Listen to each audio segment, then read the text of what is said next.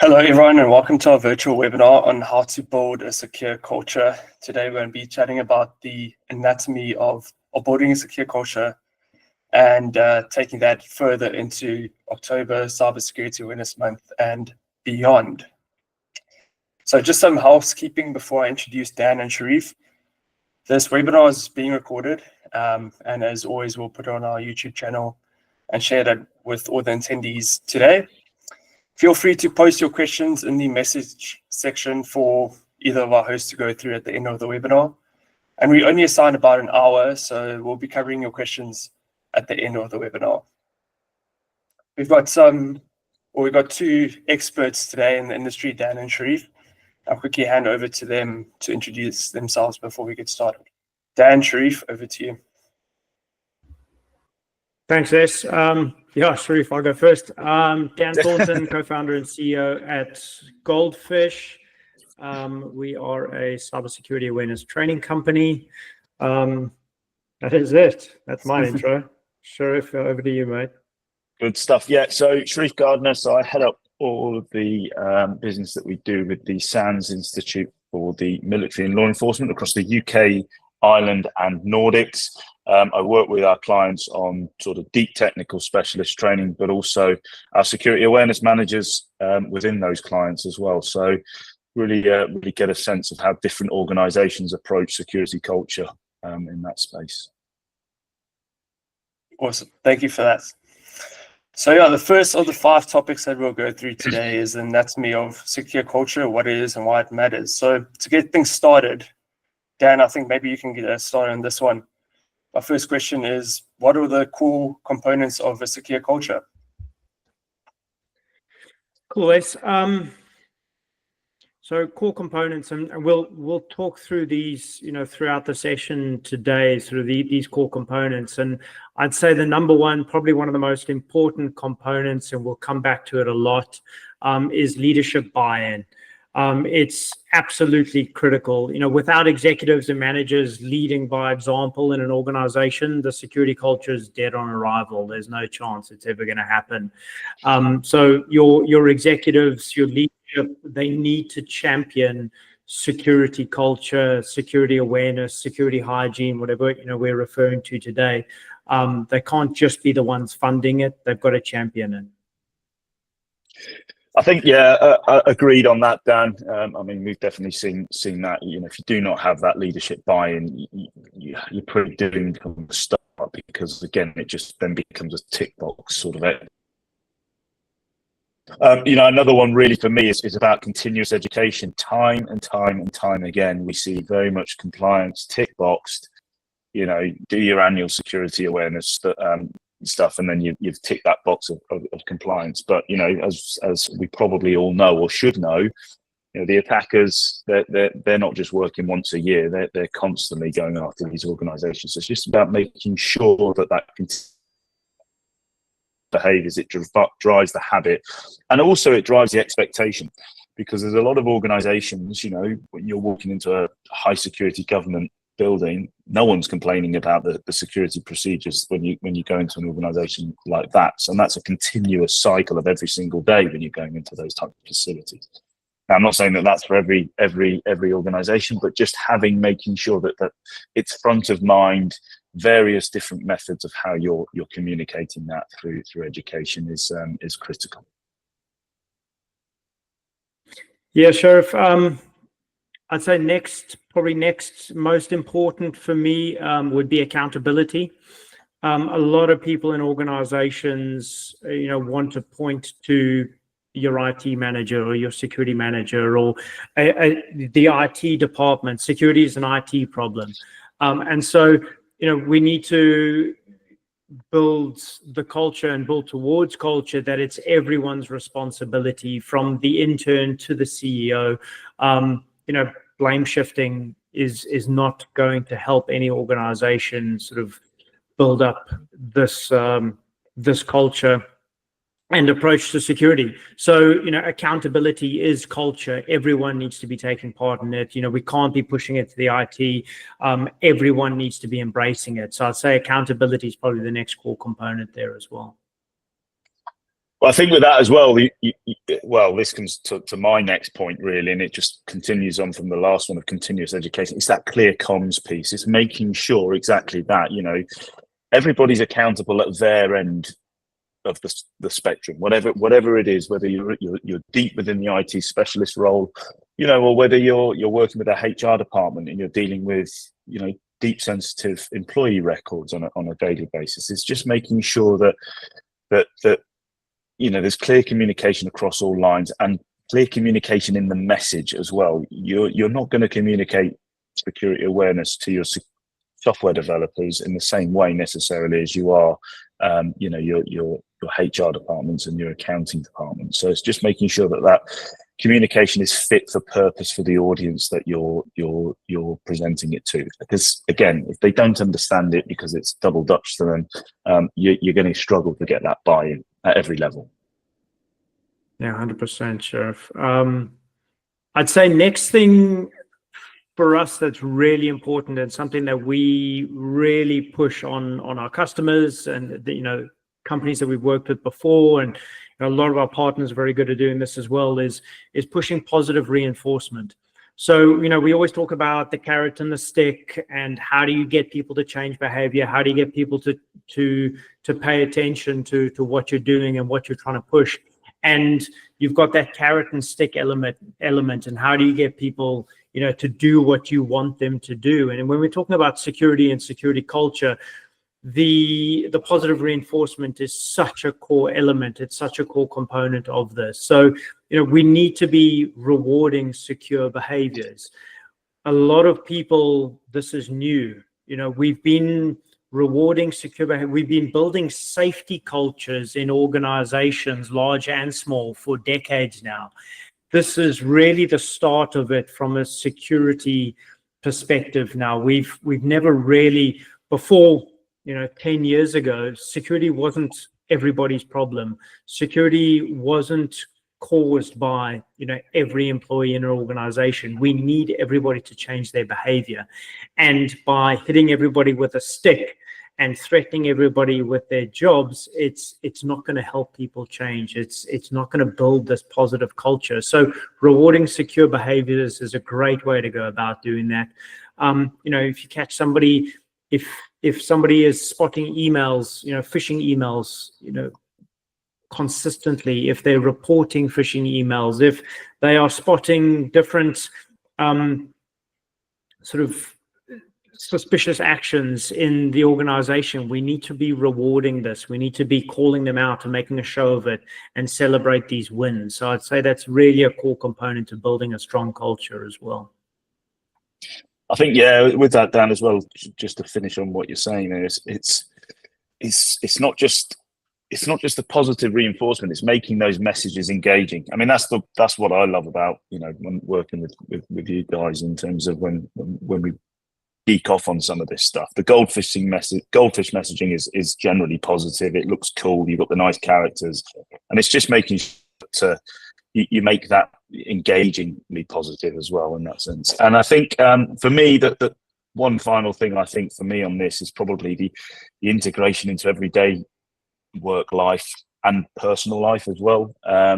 We've seen vast changes within the technological landscape over the last decade that I've been in this space, and you've actually seen top-down approaches to cybersecurity, market-moving approaches, things like mandatory MFA, for example. We're now starting to see that as a core requirement from cyber insurers. We're now starting to see it as a core component from cloud providers as well. So it's just making sure that those controls are communicated, but also they're integrated every single day, and that they're easy to follow.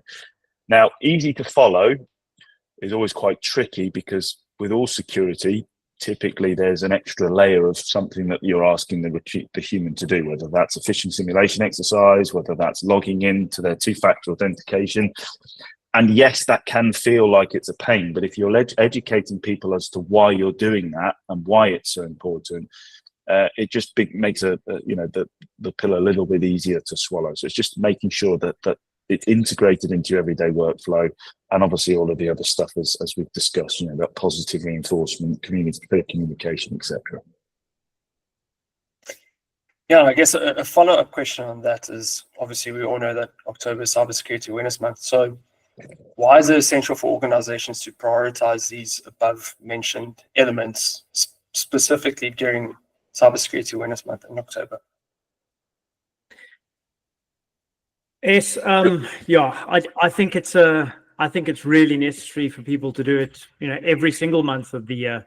But while we're looking at October and Cybersecurity Awareness Month, and your question on that is, this has actually become a globally recognized sort of month of education and campaigns, and companies across Africa, Australia, Europe, America, everybody is doing this now. It is becoming a global sort of movement towards this. So, there is focus. We can use this month for focus and momentum. It's a perfect excuse to ramp up this focus. If you've, as a manager, as a training manager, security manager, IT manager, if you've struggled to get some of this momentum going, you're wanting to introduce cybersecurity awareness, you're wanting to start building that culture, you're wanting to start building that program, and you haven't found the right opportunity yet, or the buy-in from the bosses and the bean counters, October is the perfect opportunity for this, because there's a lot of people talking about it. It's out there. It is a global movement that's happening now. So you can really jump on that bandwagon and leverage that sort of awareness buzz as October comes around. It's a hell of a lot easier to try and sell it.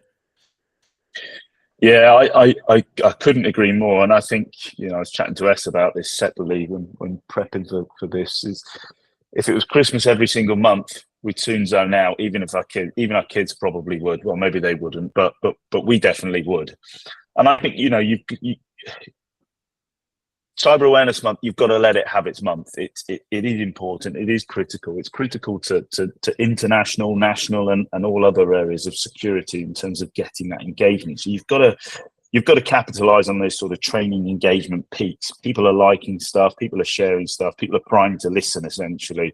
So it's far easier to get their attention and sort of drive that message home. As they say, it's strike while the iron's hot, and hopefully all of the other things will fall into place. Yeah, sure. And following on from that, Sharif, whether we're looking at an opportunity to get buy-in from the executives into your program, it's also that perfect opportunity for this month to get company-wide buy-in. So if you're running normal programs and you're trying to put some communications out during the year, if there's a big buzz around October and Security Awareness Month globally there, you can really capture the attention and the engagement from the entire organization and put on some really good things for October there. So whether that's events or contests or discussions, really putting a ton of effort into October, you can grab everyone in the organization and capture them. I think, yeah, as well, and whilst you've got that, see, we're all captive now. We're in the zone. It's establishing some of those baselines as well. There's always the debate of, do you fish your employees before you train them to establish a baseline versus not? Doesn't really matter what sort of camp you're in, but ultimately, if an organization, for example, decides to roll out its phishing campaigns, its training phishing campaigns, what better way to then follow that up with some of the resources that are there? So, I think, well, firstly, establishing baselines is absolutely critical, but using and capitalizing on the month of Cyber Awareness Month, I think, really just helps to drive that message home, because it's, it helps the organization say, well, it's not just us saying this. Look, there's a whole monthly campaign on this stuff as well, and just helps you set those expectations, gets you going, gets you moving on with your awareness campaigns and your programs, and just driving that security culture. Again, it comes down to, it isn't security awareness and security culture, whilst they're interlinked, they are one is far deeper than the other in terms of the culture side. It isn't just from the top to the bottom, but it's also spread laterally as well, across your technical teams. And that's the other thing as well, in sort of terms of dispelling some of the myths that are out there. Security awareness isn't just for the secure the human end user. Well, it is, but ultimately it's those that provide the services to those end users. It's your HR departments, it's your accounting teams, it's your software developers, it's your technical teams. Technical teams need this stuff too. They're not all technical teams are built with security in mind. Not all of them come from a security background, so they need this stuff as well. I'd say finally, to answer your question about prioritizing this over October and Security Awareness Month, I'd say the final thing why it's a good bonus to be launching and be looking at October, and why that's so important, is we can also capitalize on awareness campaigns that others are doing. So there's a ton of external cybersecurity campaigns that are running at this time. A lot of governments will build up and do some great campaigns. There's a lot of programs going. There's a lot of different vendors who are putting big programs out and free resources for the month. So there's a ton of resources out there at this time of year. So it's a great time to sort of prioritize your own program, because there's a lot else that you can use without having to build too much internally for yourselves. You're not having to reinvent the wheel. It's all out there, really easy for you to get your hands on. Just one final thing on that, Dan, just before we move on, because I think the other thing as well for everybody on the call, use the free stuff. There's tons of free stuff there. I know that Goldfish have got videos on YouTube. We do at SANS as well. Engage with the free stuff first, because it helps you understand, right, okay, this is the direction of travel I potentially want to take some of my campaigns. So you use the month to use the free stuff. And I think, it really starts to set you on your path. 100%. Thanks for that, Sharif. And I think, we've discussed why it's important, what it is. So maybe let's pivot into the common pitfalls in building a secure culture, basically what not to do. Dan, Sharif, my question to you really is, what are the most common mistakes organizations make when trying to establish a secure culture?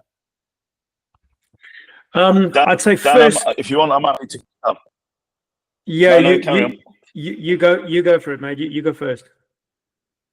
Well, I was going to say, because I mentioned it previously, and I think it is something I'm passionate about. It's avoiding that tick box mentality. It's the annual training stuff. I'm forever trying to.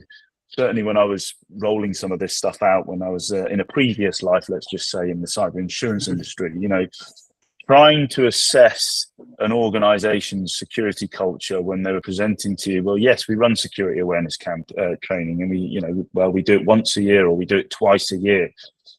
Well, it's better than nothing, but ultimately it's just making sure that we're not doing it just purely for compliance. Yes, it's critical compliance training in there. There's data breach requirements. There's all sorts of other compliance-based training, but you've got to try and make that engaging and avoiding just that tick box mentality. And just remember, it's an ongoing effort. It needs to it needs to be a constant. Now, what that cadence looks like, well, that's risk-based, that's organization-based, that's security culture-based. There isn't one size fits all with that, but definitely avoiding that tick box mentality is critical, I think. Yeah, definitely. I'd say a big mistake that we see often is overcomplicating the message, dumping a load of technical jargon on non-technical staff. We see this most often when organizations will blindly assign security training to the IT department or to the security team. And while the people that we have on IT security teams and IT teams are definitely some of the smartest people in organizations, they may not have the soft skills required to actually roll out training and try and build cultures and try and engage with different employees. That is a very particular skill that people that have been in the training industry and, trained instructors and communications experts and marketing experts. That it is such a blend of skills needed to make a training campaign very successful, or a security awareness program successful. And companies are very quick to sort of give those to the smartest people in the room. Well, you guys know IT, you go and run the security training program. And what often happens, to the detriment of the program and the company, is that the training is full of technical jargon. And a lot of the time you may have some guys who are almost talking down to employees because they don't understand as much technical stuff as they do. It just becomes an absolute nightmare for them. Everybody turns off. Nobody is, everyone just finds it way more complicated than what it should be. And the entire thing fails before it even starts. I think as well, and I think you mentioned it before, Dan, it's that lack of leadership, example that, I remember a case several years ago. I think it was with the UK Parliament, and there was a case where MPs were effectively leaving passwords attached, post-it note passwords attached to their screen, and obviously from there, then there was a nation state risk involved in that. And I mean, these are the leaders of the country falling for these types of things, and worse of all, sharing passwords so that other people or their secretaries could log in on their behalf. If that is a culture systemic at the top, it's just going to seep through, and not only that, then other organizations, well, if they're not going to do it, we're not going to do it. And I think, I genuinely believe we've moved on considerably there, but I'm sure there will still be a few grey-haired execs out there who just simply don't think it's that important, and they're not going to follow the protocols themselves because their EAs will do it. And if the higher ups don't care, then why should the rest of the organisation? So just making sure that that leadership example, that can be a real mistake and challenge. For sure. I'd say another mistake is, and I touched on it earlier, the carrot and stick approach that we spoke about. That stick, or a punitive approach to trying to build a secure culture, it never works. It's proven time and time again. We've seen examples of it. It's something that we definitely advise against. Punishing employees for every mistake rather than using slip-ups as learning moments or learning opportunities is, any punishment like this, it doesn't work. If you're trying to actually build a proper culture where people are engaging, people are changing behavior, we're reducing human risk, it doesn't work to punish employees. All it'll do is create a culture of fear. It will turn people against your security team and your management team and your IT team. And worst of all, it often leads to people hiding their mistakes instead of actually reporting them. And that's one of the worst things that could possibly happen in an organization. So using that punitive approach or using that stick to try and drive culture, it doesn't work. It's a massive mistake.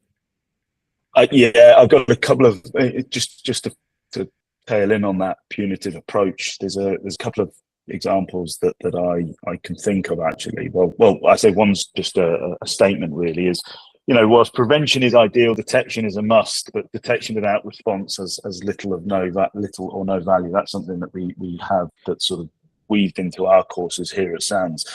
But interestingly, security teams are blamed when they don't prevent something.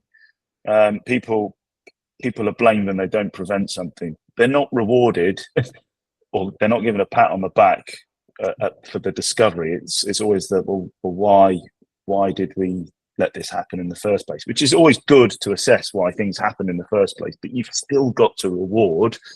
If something ends up being a low or no impact incident because it was discovered early on, that needs to be rewarded, not lambasted, if you will. But the other one was a major, well, I'll say they're a global conglomerate. I'll leave the sector out of it, but they're a high risk sector and a high security sector as well. And I do remember this was from in the insurance industry, that they had a policy around security awareness and phishing simulations for some of their critical staff. And basically they had a 3-strike rule. And if you fell for a phishing simulation, and they would run them regularly, within a 12-month period, if you fell for it 3 times, you were out. It was gone. It was a sackable offence. Now, whether that works or whether it doesn't, I'm not entirely sure in terms of did it have the desired effect of making sure people were all over it. But it's not great for your culture, you know, and certainly when you're starting to develop a security culture, you know, it doesn't all have to be hugs and high fives, but you do need to make sure that that you're getting people to buy into what it is that you're doing. But that wasn't really what I wanted to mention in terms of you know, pitfalls on there. Another one is no personal relevance. This is massive for me.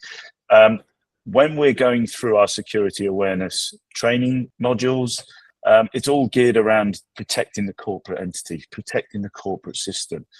But actually, if you can get people to buy into protecting themselves and their homes and what matters to them most, they're going to bring that behavior into the organization. So it's just making sure that you can connect with people on personal cyber risks and the personal impact that can mean for them. You know, people, you know, care about security when they see how it affects them directly, not just the business. Now, most do care about the businesses they work for, and most will, you know, adopt and adopt good security practices based on the training they've had for the sake of the business. But remember, there's still some people out there who care less about their business because they think that, well, they've got antivirus, they've got anti-malware, they've got anti-phishing. So what's the point? I'll just, you know, I can click on dodgy stuff because, you know what, I trust that the IT teams have got it. So it's just about making sure it's personally relevant to the individuals that you're targeting to. Yeah, definitely, Sharif. I'd say maybe a last mistake I could think of would be ignoring feedback. So, you know, rolling out one-size-fits-all programs without ever engaging with employees or having conversations with different departments, different stakeholders in the organization, and just blindly pushing out training, you know, it's not going to have the same effect as if, you know, people feel involved and different departments have got input, or different managers have got input into what those programs are looking at and how they should be rolled out. So I'd say ignoring feedback or not even looking for feedback is definitely a mistake when trying to build culture there. And Dan, that would actually pivot us into our next section, which is leadership and how to get leadership to have a buy-in into driving secure culture. And Dan, maybe you can start with this question as you end it off now. How can leadership at all levels play a crucial role in fostering and maintaining a secure culture within an organization? Yeah, I mean, like I said right in the beginning, leadership and management and buy-in from the executive level is one of, you know, the fundamental core components of security culture. And, you know, we talk about it all the time. And so, you know, how can leadership foster and maintain a secure culture? Well, you know, Sharif mentioned it earlier as well, and I don't want to repeat everything, but setting an example. It's critical. Security managers, or not security managers, your leadership team, your executive team, your management team, they're not just there to sign off on your program. They're not just there to allocate budget to it. They're there to lead from the front and really set that examples. They need to be the ones living security, not just talking about it. So if executive managers are bypassing security protocols and bypassing security policies that are being put in place, employees will too. You know, they're always going to look at an example. And if their boss is finding ways around security policies, if their boss is not following correct security protocol, why would they? So the executive team, the leadership team and organizations, they've got to walk the walk and follow security practices to the letter, even if it is a little bit inconvenient, even if they think that they do know better. If the protocols and practices and policies are out there, the leadership has got to lead by example. Yeah, and I think just tailing on from that is it's about visibility and involvement. It's not just doing the right thing for the right reasons. It's also being seen to be doing the right. Well, sorry, the other way around. Not just being seen to be doing it actually doing it as well. They can't just sit there hiding behind emails when it comes to security. They need to actively participate and champion training and lead with those champion initiatives as well. Whether that's through town halls, whether that's through focus groups. And discussions, and just depending on the size of the organization, some of that stuff is led by CISOs, but ultimately everyone can have a stake in that in terms of leading a focus group, because and any leader at any level should be able to spin those up. So it's just making sure that the entire organization can embed security without cutting any corners. And just one final thing with regards to the visibility and involvement side. I don't know if you're familiar with a case study recently where Microsoft, they had a scathing report from the US Cyber Safety Board, because Microsoft, even good companies will get hacked. They suffered an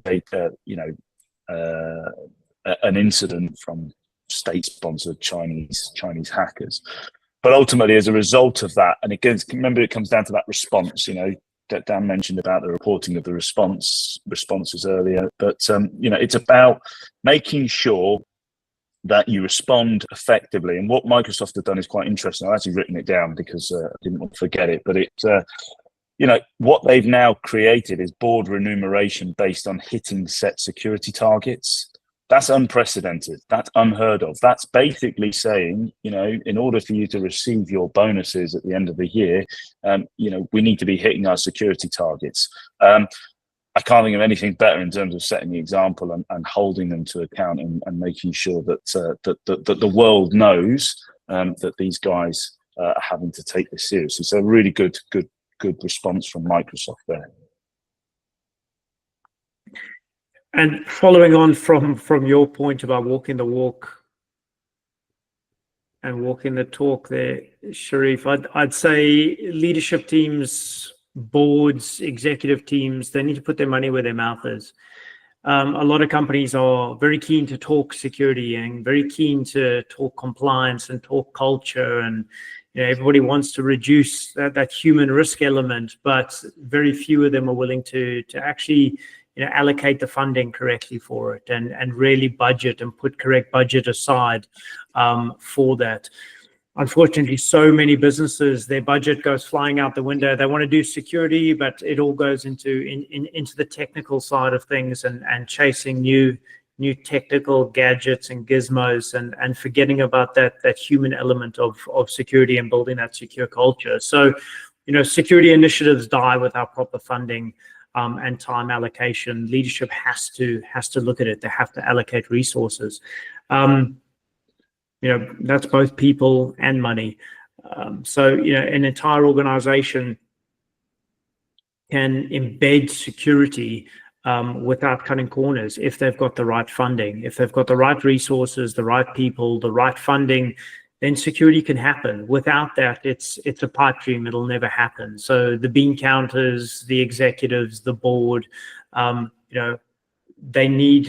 we need to be seeing better resources allocated for small businesses, medium-sized businesses, and your global enterprise size organizations. They're doing this. We have to see better resource allocation. Yeah, and I think I talked about champions earlier, and I think just continuing on with some of the champion side is, it's how do you encourage that continuous learning? Leaders, you're always battling with that space of, well, have I got enough time to train, or have I got enough time to run these initiatives? Well, you'll only know if you're the ones championing them. You're the ones that are standing out front doing that, not just during Cybersecurity Awareness Month, but all year round. So when leadership is obviously seen to be driving those initiatives, I think the entire organization benefits from that, and it gives them the credibility and pushes that engagement. And when you talk about leadership, Sharif, we're very quick to look at the board level or the executive level, the C-suite level. But, we mustn't forget middle management as well. When, it's not just your top level execs, middle managers are key to driving culture, especially in your larger organizations. So, you've got your team leaders, you've got your department leaders, you've got, these guys and girls who are on the ground level. They're at the coal face, dealing with the employees every single day in meetings, in different operational tasks. It's these middle managers as well who are really driving that message and driving that communication as well. So middle management's everything. We need to equip them with the knowledge and tools to reinforce security behaviors within their teams, regardless of how small those teams are. If you're running a team, you need to be, championing cybersecurity and secure culture as well. Yeah, and I think I mentioned a couple of these before, and I think I'm gonna mention them again just to reinforce it. Really, it's encouraging that open communication, just that environment where you can feel safe to report the mistakes, not just end users, security teams as well, because again, it's kryptonite for your culture if you don't feel like you can do that and you feel like you're going to be ostracized in any way, shape, or form. And again, just for the leaders as well, it's making cybersecurity personal for them as well, like we've talked about before, by making cybersecurity personal to the individual who has to take this home with them. Leaders have exactly the same challenge, and the more senior they are and the more public they are, the bigger the profile they are, the bigger the attack surface that they have. So it's making sure it's personal to those leaders as well, and making it clear that how these practices protect not just the company but their own devices, data, and family. Definitely in the case of a leader, who could be in a high-risk sector or a controversial sector, for example. They'll have their own families to protect as well. So it's just a powerful motivator when they can see that personal benefit. Yeah, and just a last point on sort of what we would expect from leadership in organizations to drive security culture.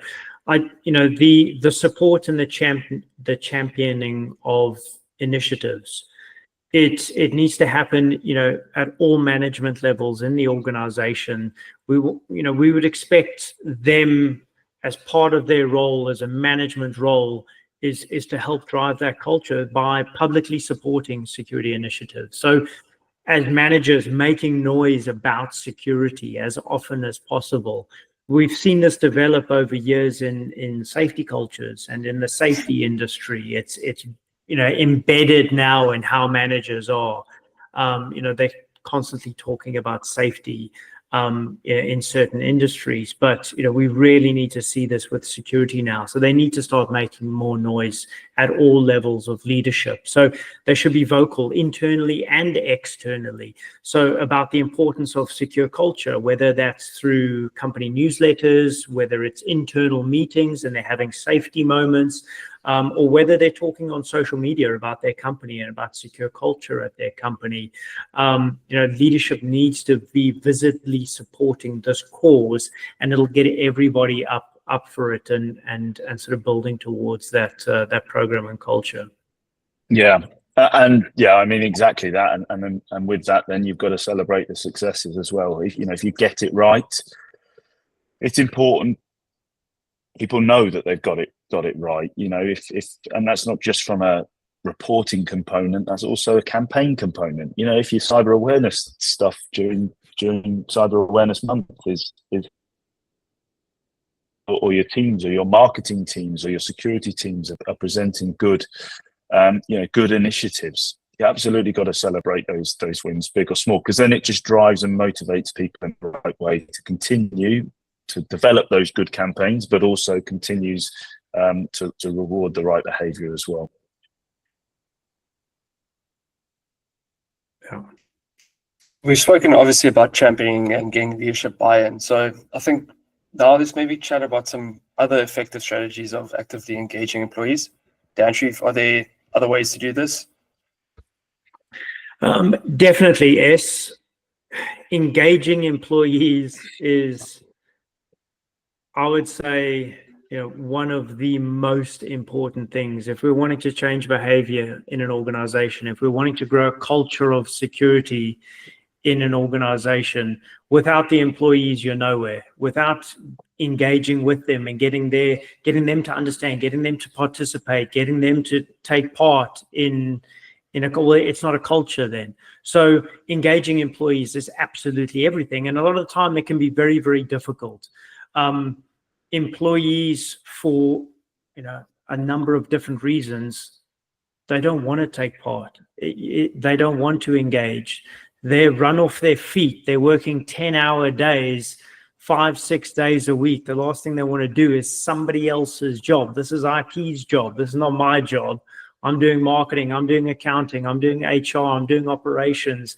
I don't give a toss about security right now. I've got too many other things to worry about. So how do we engage the employee? It can get really, really difficult to do that. And so, it's key that we discuss strategies for doing this and how to engage the employee, how to get them on board, because either it's not their job, they're too busy, they're not paid enough. It's not my company, so I don't really give a toss. And this is security, and it's really confusing, and it's, there's nothing I can do that'll protect myself. So, or, it's never going to happen to me. So there's a whole bunch of different reasons why employees and humans in general don't take, security on and don't engage with this type of subject. So it's really, really important to focus on those strategies for actively engaging employees. I'd say one of the ones that we found really nice, like good success with, is gamifying cybersecurity. Turn security into a bit of a competition, whether it's with your phishing simulations or your training participation, your training modules, whether you're looking at doing quizzes, you can use quizzes, phishing simulations, spot the threat challenges, all sorts of different challenges. And, companies and teams can offer small rewards or have leaderboards, see who's doing the best, who's spotting the most phishing emails, who's reporting the most phishing emails, who's completing modules in the quickest time, who's getting the best scores on quizzes. Everybody loves a little bit of competition, and you can get teams competing with each other. You can get departments and teams competing against each other as well at a company level. Companies can offer small rewards, small incentives, small little bonuses towards competition, to drive competition. It always gets employees engaged, even in something as super boring as cybersecurity. People start loving it. Yeah, I think just on the gamified side, you've got to make it micro learning now. The days of long, clunky click through, you feel like you're sat there doing a sort of health and safety course for an hour. They're boring. People switched off. People haven't got those, that attention span anymore. I most definitely don't. So, just things, short videos, 5-minute videos, quick lessons, fit them into people's schedules, multiple media forms as well. So on the phone, on the laptop, if you can make it, accessible anywhere, I think that's really, really critical as well. Similar to the competition bit that we spoke about, but phishing simulations are something that people use across the security industry now. In the security awareness space, phishing simulations are almost a fundamental part of strategy for building culture, helping employees to recognize and spot social engineering attacks, and definitely one of the best ways to help employees sort of change their behavior. We can only teach people so many times what to look out for in a phishing email. We can only teach them so many times on how the bad guys are operating. We have to show them. They have to experience it. We can take them on a slide deck and let them, look at an email. Is that a phishing email or is it not a phishing email? But until they are busy at work, with 100 other emails pouring into their mailbox, and something pops up and they're frantically running around, their hair on fire on a normal Monday, and they click on that thing and it pops up that, oh, this was a phishing email. it's very tough for people to actually experience how easy it is to click on a phishing email, because everybody assumes it'll never happen to me. These things are super obvious. I'd spot them a mile away, until they fail a phishing simulation. And then they'll take a step back and go, oh shit, that was actually very easy. I completely missed all of the signs. I missed all the indicators there. I could have gotten serious trouble, myself personally, if this was my personal account, or I could have got my company in serious trouble here by clicking on that link and following through with that. So it is a really good wake-up call to employees to have phishing simulations, and for them to experience it. Now, different people in different parts of the industry, there's pros and cons to it for sure. There are ways to do phishing simulations well, and you do them well, you can engage, you can make it fun, you can gamify it. Employees can be talking about it and laughing about it on how they fell for it. And, they're very quick to inform their colleagues, be careful of this one coming through. I just got caught. Don't click on this thing. Anybody sees this in their mailbox. And that's exactly how they should be behaving, whether it's a simulated phishing exercise or it's a real possible threat. That's how they should be. There are, however, horror stories of organizations doing phishing very badly. And using themes like, check out your bonus for this year, or, you're being fired, open this, or rubbish like that. And it just turns people off about it. So, as a general theme, when you're building security, or phishing simulation campaigns, don't be a dick. Have empathy, think about how your employees will react and how they will take whatever trick you're trying to do. But you can make it fun. It can be enjoyable. And the more you do it, the more the employees will engage with it. And you can gamify it and make it fun competition as well. Although, meanwhile, employees are on the lookout for it. A lot of people that are negative about simulations will say, well, if they're getting simulations all the time, if they're getting these fake phishing simulations, then they're not going to be on the lookout for other ones. Well, I would argue against that. The more you are trying to phish your organization, the more it's a competition, the more they're looking for them. They're going to be looking at every single email, and whether they are deleting or blocking or reporting a phishing email, 9 times out of 10 they're probably reporting real phishing attempts as well that are getting through into their mailboxes. So it does change behavior. It has been proven to be very, very effective, and it can be a fun part of your program. Okay. I'm looking at the time there, Es. Me and Dan have been rabbiting on. I mean, as you can tell, we're quite passionate about this stuff. So what I'll do is I'll fire in with a few others just to support that, and I think probably we'll move on from that one. Yeah. So, I mean, I've mentioned it now on several occasions, but I'll reiterate it in terms of role-specific training. One size does not fit all. And Dan's, given a real sort of deep insight into some of the phishing challenges there.